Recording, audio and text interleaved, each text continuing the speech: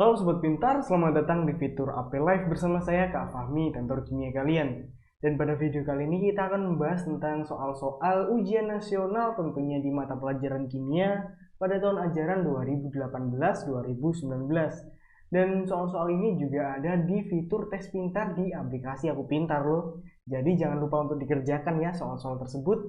Dan seperti apa soal-soal yang akan kita bahas pada video kali ini adalah sebagai berikut.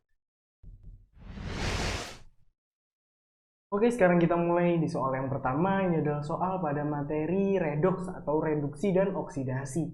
Coba kalian kerjakan soal ini dalam waktu 30 detik mulai dari sekarang. Spesi kimia yang bertindak sebagai reduktor pada saat baterai digunakan adalah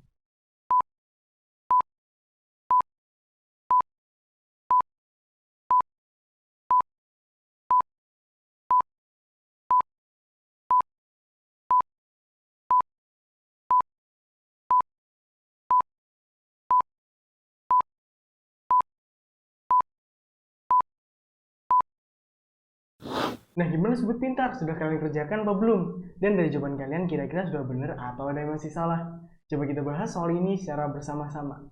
Yang ditanyakan pada soal ini adalah spesi kimia yang bertindak sebagai reduktor. Sebelum kita cari siapa yang bertindak sebagai reduktor pada spesi kimia ini, kita harus cari tahu dulu untuk bilangan oksidasinya, sehingga didapatkan peningkatan atau penurunannya pada bilangan oksidasinya. Karena ini adalah reaksi baterai nikel kadmium, kita cukup cari bilangan oksidasi dari nikel atau senyawa nikel dan juga senyawa kadmium. Untuk yang pertama adalah CD yang ada di produk. Karena dia unsur bebas, maka dia bilangan oksidasinya adalah 0. Kemudian NiO2. O2 oksigen memiliki bilangan oksidasi yaitu min 2 pada setiap unsurnya atau atomnya. Karena dia mempunyai dua unsur O2, dua unsur oksigen, maka biloxnya adalah min 4 untuk O2. Kemudian untuk Ni-nya, karena dia tidak bermuatan, maka dia punya bilangan oksidasi plus 4. Kemudian untuk pada produknya sekarang, CdOH2. OH. OH punyai bilox yaitu min 1. Karena dia jumlahnya ada 2, maka kita kalikan 2, yaitu min 2. Kemudian CD, karena dia tidak bermuatan, CdOH2, maka dia punya bilangan oksidasi plus 2. Kemudian selanjutnya untuk NiOH2. OH punya bilox yaitu min 1, karena dia punya 2 OH, maka dikalikan 2 yaitu min 2. Kemudian Ni, karena dia tidak bermuatan pada NiOH2, maka dia punya bilox yaitu plus 2. Dari sini ada perbedaan bilangan oksidasi. Yang pertama adalah CD. CD menjadi CdOH2. Kemudian ada juga NiO2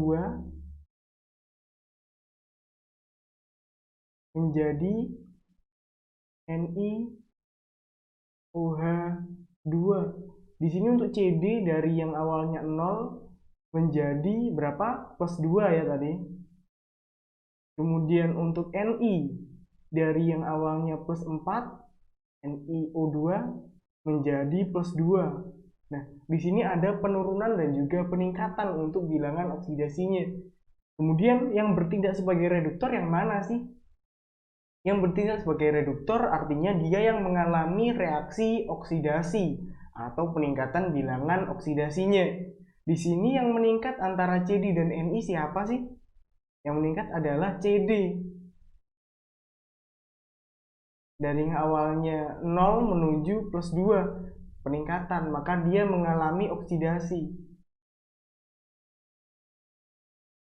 dan bertindak sebagai reduktornya.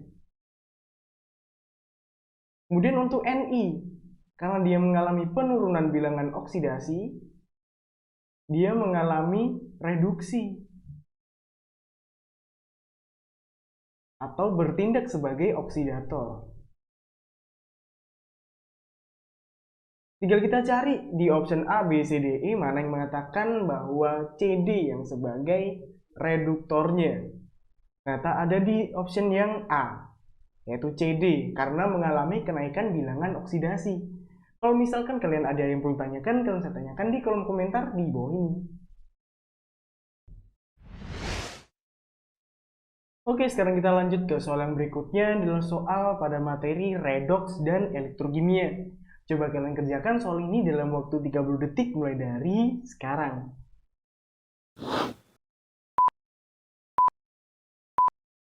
Bunyi soalnya adalah sebuah cincin disepuh dengan nikel dalam larutan NiSO4 menggunakan arus listrik 5 ampere selama 1930 detik. Jika ARNI 59, maka nikel yang mengendap pada cincin tersebut adalah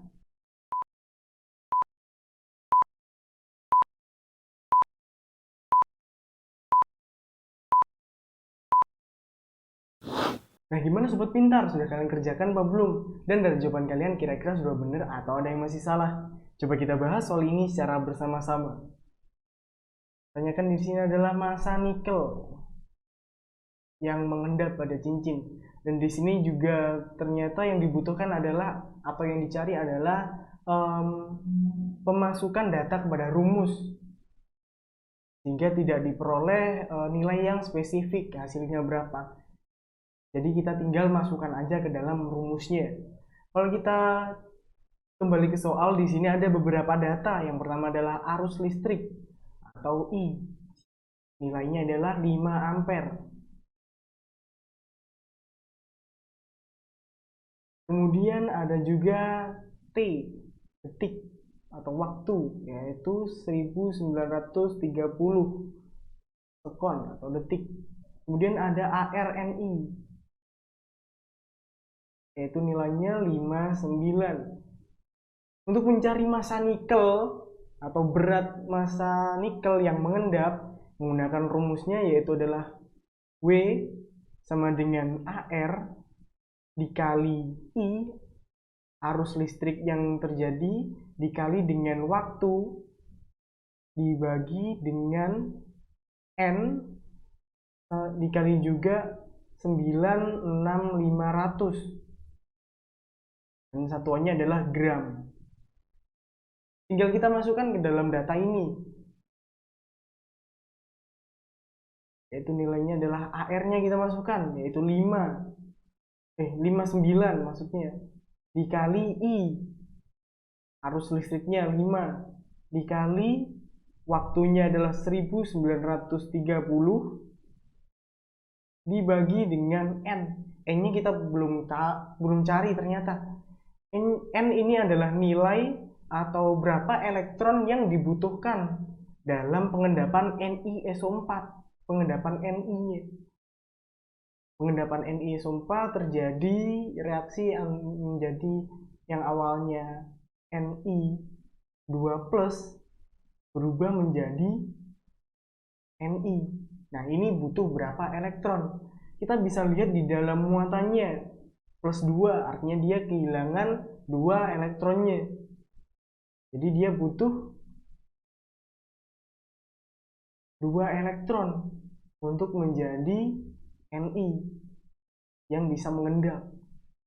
Jadi kita bisa masukkan nilai N-nya adalah 2 dikali 96500. Satunya adalah gram.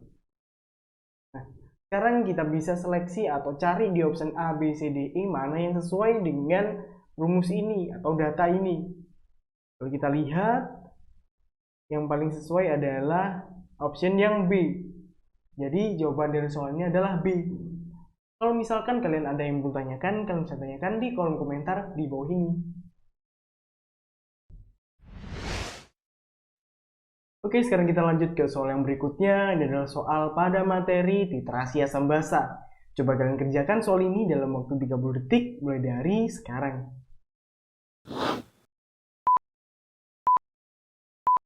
Bunyi soalnya adalah Alasan yang paling tepat terkait dengan terjadinya perubahan warna pada saat titrasi adalah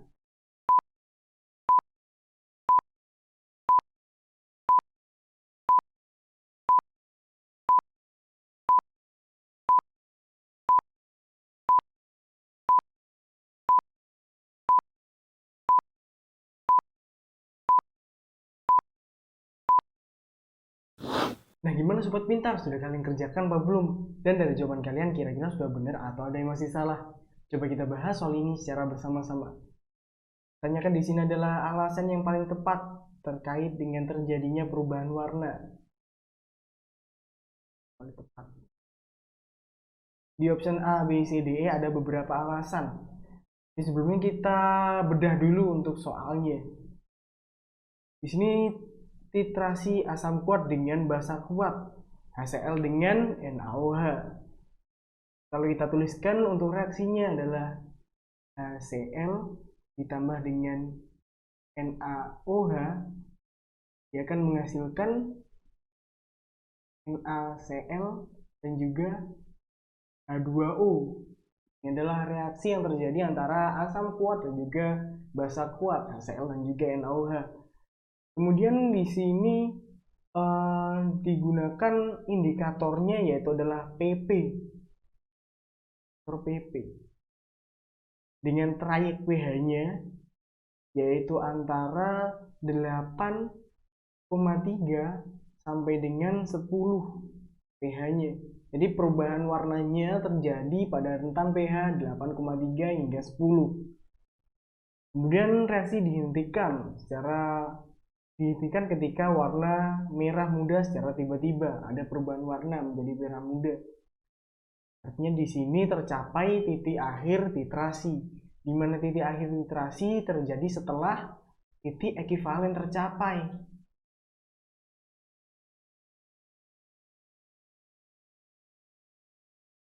Di mana molekul jumlah mol ekivalen asam sama dengan mol ekivalen basa.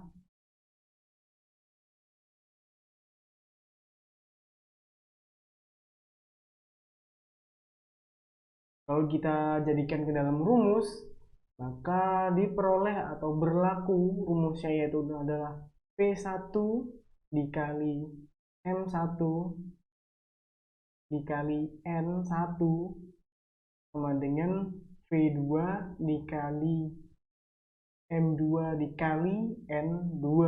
Ini adalah rumus yang berlaku pada titrasi. Kemudian sekarang kita bisa cari alasan yang paling benar mengenai terjadinya perubahan warna pada saat titrasinya. Yang pertama di option yang A, volume HCl sama dengan volume NaOH. Jadi ini hubungannya dengan rumus, di mana ada V1 dan juga V2. Kalau V1 ini adalah volume dari asam, V2 adalah volume dari basa. Apakah sama ketika terjadi perubahan warna? Akhirnya dia tercapai titik ekivalen dong, dan mol asam sama dengan mol basa. Kalau kita lihat di sini juga konsentrasi HCl sama-sama 0,1. Jadi kita bisa coret untuk M1 dan juga M2-nya karena sama. Kemudian untuk N ini adalah mol ekivalennya. Kalau N1 pada asam ini ada dihitung dari jumlah ion H+. Kalau N2 dihitung dari jumlah ion OH-. Kalau kita lihat HCl jumlah H+-nya adalah 1. Kemudian untuk NaOH jumlah ion OH-nya adalah 1 juga. Jadi sama-sama 1. Bisa kita coret di dalam rumusnya. Nah, sekarang kita bisa tahu bahwa volume asam atau V1 sama dengan volume basa yaitu V2 karena konsentrasi yang sama dan mol ekivalen yang sama. Jadi bisa kita pastikan bahwa option A merupakan option yang benar. Tapi kita cari option yang lain apakah benar juga atau ada option yang paling benar. Kita centang dulu. Sekarang kita option B. NaOH bersifat basa kuat sehingga larutan HCl menjadi merah. Nah, Di sini yang membuat warna berubah menjadi merah adalah indikator PP dengan pH tertentu dan berubah warna menjadi merah. Jadi untuk option B adalah option yang salah, bukan NaOH. Kemudian untuk option yang C, larutan indikator PP akan memberikan warna merah pada larutan asam. Nah, kalau kita lihat trayek pH-nya berada pada lebih dari 7. Nah, artinya dia memberikan warna merah pada larutan basa harusnya, bukan larutan asam. Nah, C adalah opsi yang salah. Sekarang D. Pada saat volume NaOH berlebih, maka larutan menjadi merah. NaOH berlebih ini berarti tidak hanya pada trayek pH 8,3 hingga 10. Bisa lebih dari 10. Artinya ketika dia pH-nya lebih dari 10, maka warna merah akan memudar dong. Jadi untuk opsi yang D adalah opsi yang salah. Kemudian untuk opsi yang E, mol HCl sama dengan mol NaOH. Dan pH larutan lebih dari 8,5. Kalau kita lihat untuk mol HCl dan mol NaOH memang benar. Tapi kalau kita lihat pH larutan lebih dari 8,5, ini juga bisa berujung pada 85 ke 10 atau lebih dari 10 juga, karena keterbatasan PP atau indikator PP hanya berada pada trayek pH 8,3 hingga 10. Jadi 8,5 atau lebih dari 8,5 tidak berlaku pada indikator PP, sehingga opsi yang E juga merupakan opsi yang salah. Jadi kita bisa pastikan bahwa dari kelima alasan ini adalah alasan yang paling tepat adalah opsi yang A. Jadi jawaban dari soal ini adalah A. Volume HCl sama dengan volume NaOH. Kalau misalkan kalian ada yang perlu tanyakan, kalian bisa tanyakan di kolom komentar di bawah ini. Nah, sebelum kita lanjut ke pembahasan soal yang berikutnya, ini Kak Fahmi punya sedikit penjelasan bagaimana semen bisa merekatkan bahan-bahan bangunan sehingga terbentuk bangunan-bangunan yang ada di sekitar kita. Bagaimana penjelasannya sebagai berikut. Coba deh kalian perhatikan bangunan di sekitar lingkungan kalian, mulai dari rumah kalian, sekolah kalian, jembatan, atau bahkan gedung-gedung bercakar langit. Pernahkah kalian berpikir bagaimana itu semua bisa berdiri? Itu semua bisa berdiri karena adanya semen yang bisa merekatkan bahan-bahan bangunan seperti batu bata dan juga pasir sehingga jadilah tembok dan beton. Lalu kenapa ya semen bisa bikin batu bata dan pasir bisa saling merekat lalu kemudian mengeras? Di dalam semen sendiri terdapat senyawa, diantaranya adalah dikalsium silikat, trikalsium silikat, trikalsium aluminat, dan tetrakalsium aluminoferit yang ketika ditambahkan dengan air akan menyebabkan adanya suatu reaksi, yaitu reaksi hidrasi, di mana suatu zat dikombinasikan dengan air. Reaksi tersebut membuat semen akan menghasilkan beberapa senyawa produk yang dapat mengubah semen dalam bentuk pasta, mulai mengeras, lalu kemudian memadat. Proses pengerasan semen sendiri membutuhkan waktu sekitar 2 hingga 8 jam. Dan dari proses tersebutlah kita dapat tinggal di rumah yang nyaman, kuat, dan kokoh. Nah, itulah beberapa penjelasan mengenai bagaimana semen bisa merekatkan bahan-bahan bangunan sehingga jadilah bangunan yang ada di sekitar kita. Dan sekarang kita lanjut ke pembahasan soal yang berikutnya. Oke, sekarang kita lanjut ke soal yang berikutnya. Ini adalah soal pada materi titrasi asam basa. Coba kalian kerjakan soal ini dalam waktu 30 detik mulai dari sekarang. Bunyi soalnya adalah seorang siswa melakukan percobaan titrasi asam basa seperti gambar berikut. Berdasarkan gambar kegiatan siswa tersebut, teknik yang tepat untuk menuang larutan ke dalam buret dan melakukan titrasi terdapat pada pasangan nomor .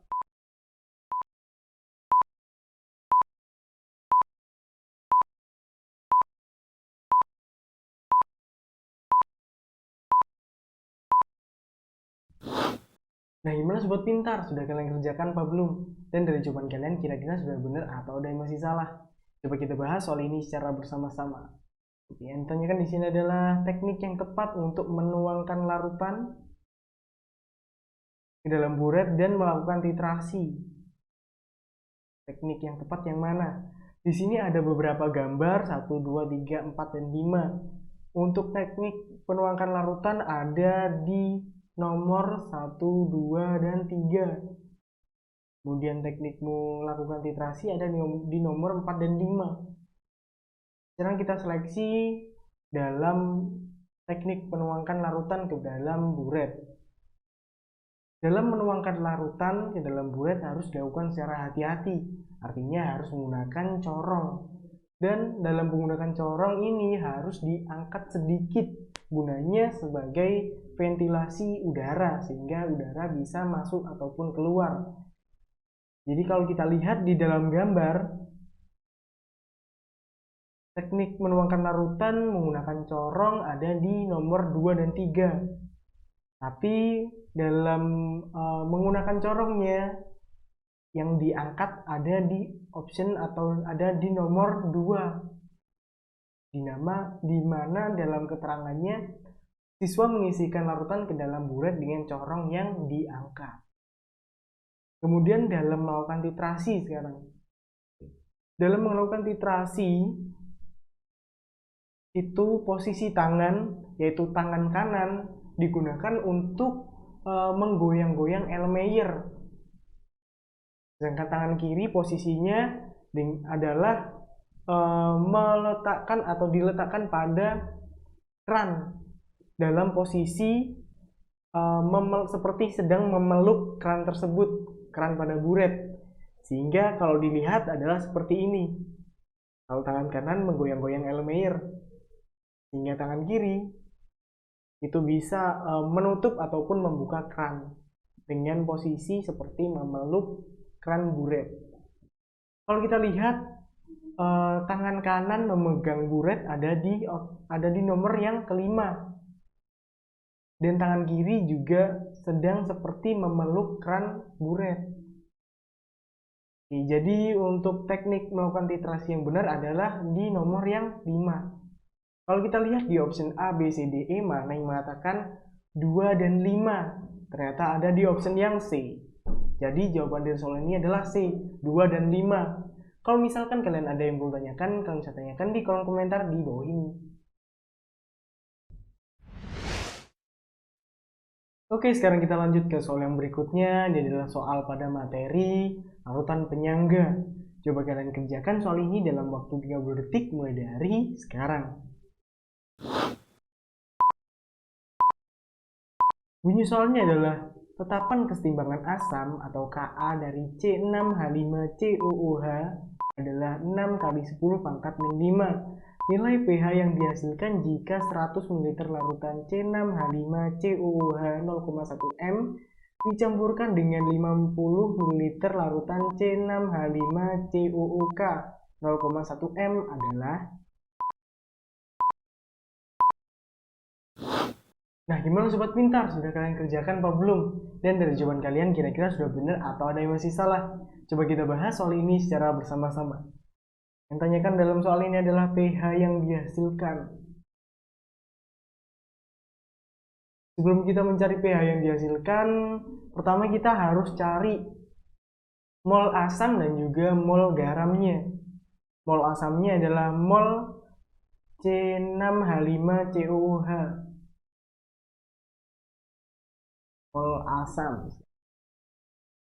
atau C6H5COOH. Nah, kan rumusnya adalah konsentrasi untuk mencari N atau mol adalah konsentrasi dikali dengan volume. Ini sudah ada konsentrasi dan volumenya, tinggal kita masukkan. Konsentrasi untuk C6H5COOH adalah 0,1 m dikali dengan volumenya adalah 100 ml. Kita dapatkan molnya adalah 10. Kemudian sekarang adalah mol garam atau C6H5COOK. Kita bisa masukkan konsentrasinya juga sama 0,1 m.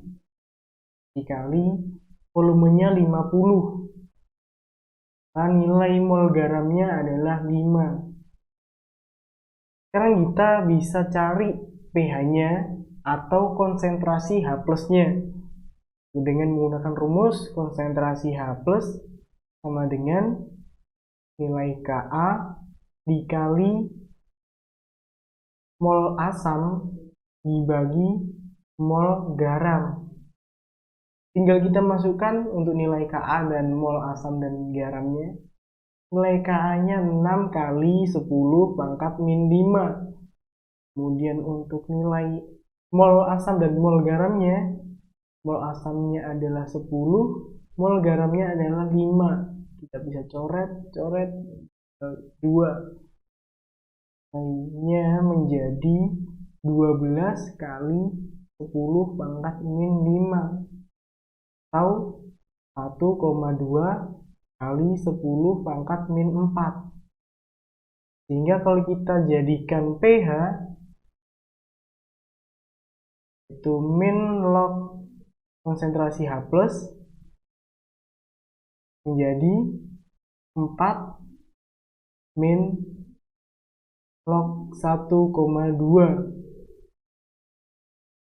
Tinggal kita cari di option A, B, C, D, E mana yang mengatakan 4 min log 1,2. Ternyata ada di option yang B. Jadi jawaban dari soal ini adalah B, 4 min log 1,2.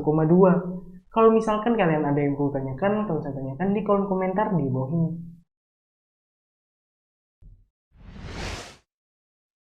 Oke, sekarang kita lanjut ke soal yang berikutnya. Ini adalah soal pada materi hidrolisis garam.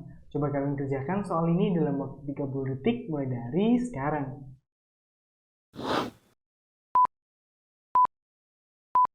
Bunyi soalnya adalah, perhatikan tabel larutan garam, persamaan hidrolisis, dan perkiraan harga pH berikut. Data yang berhubungan dengan tepat ditunjukkan oleh pasangan nomor.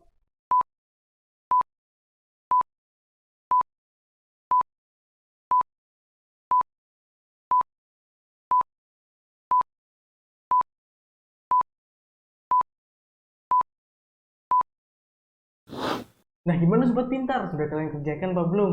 Dan dari jawaban kalian kira-kira sudah benar atau ada yang masih salah? Coba kita bahas soal ini secara bersama-sama. Yang ditanyakan dalam soal ini adalah data yang berhubungan dengan tepat ditunjukkan oleh pasangan nomor. Ini ada beberapa data larutan garam, persamaan hidrolisis, dan perkiraan harga pH-nya. Kalau kita seleksi, terlebih dahulu kita cari tahu bagaimana larutan garam ini terbentuk. Dari asam apa, asam kuat atau basa kuat, asam lemah atau basa lemah. Kita lihat yang pertama kita cari adalah magnesium fluorida atau MgF2, di mana dia terbentuk dari asam lemah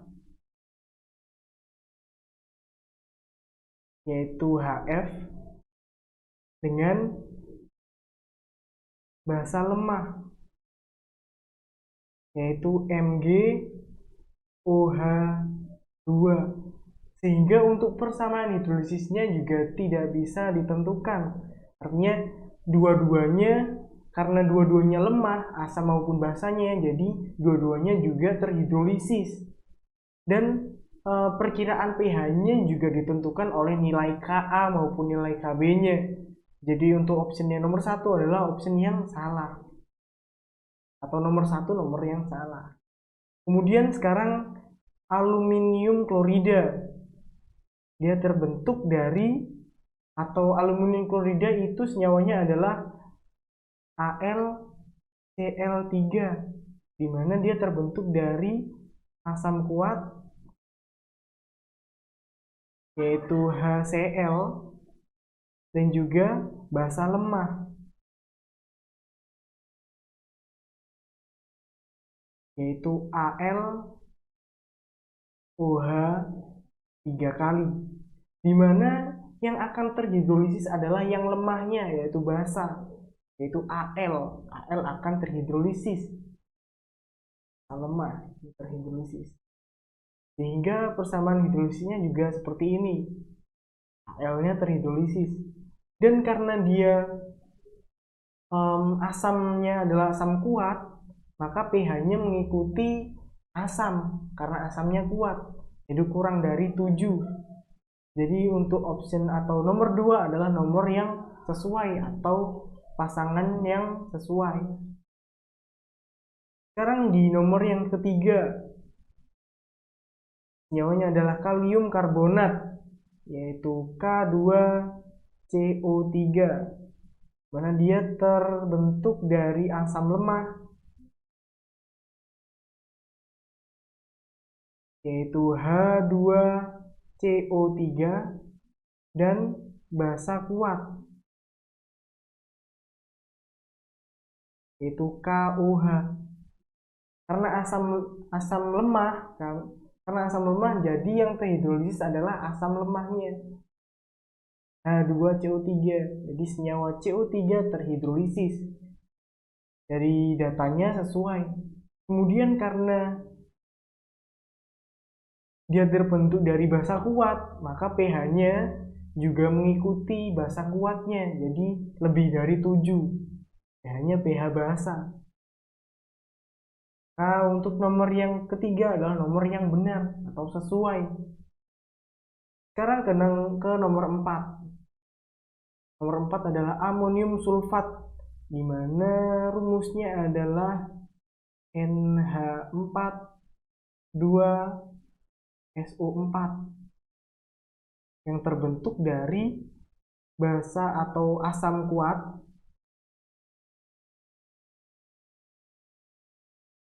H2SO4 dan juga basa lemah, yaitu NH4OH.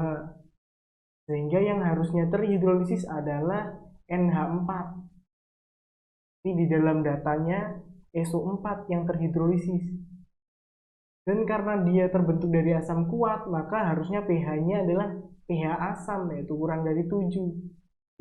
Nomor yang keempat adalah nomor yang salah. Sekarang ke nomor yang terakhir, yaitu nomor 5, yaitu amonium asetat. Rumusnya adalah CH3COONH4. Dia terbentuk dari asam lemah, yaitu CH3COOH, dan basa lemah, yaitu NH4 basa lemah, ya. NH4OH. Nah, karena sama-sama lemah, dia juga sama-sama terhidrolisis, asam lemah maupun basa lemahnya. Dan nilai pH-nya juga ditentukan oleh nilai Ka maupun nilai Kb-nya. Jadi untuk nomor yang kelima adalah nomor yang salah. Jadi tadi yang benar adalah atau yang sesuai adalah nomor 2 dan 3. Tinggal kita cari di option A, B, C, D, E mana yang mengatakan 2 dan 3. Ternyata ada di option yang B. Jadi jawaban dari soal ini adalah B, 2 dan 3. Kalau misalkan kalian ada yang perlu tanyakan, kalian bisa tanyakan di kolom komentar di bawah ini. Nah, kita tadi sudah selesai membahas beberapa soal ujian nasional tentunya di mata pelajaran kimia pada tahun ajaran 2018-2019.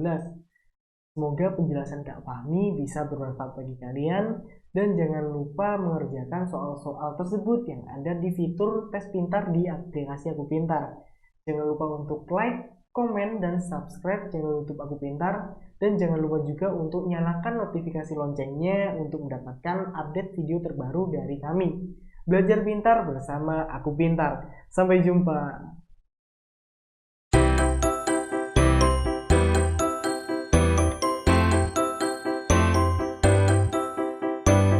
Belajar pintar bersama Aku Pintar. Download sekarang.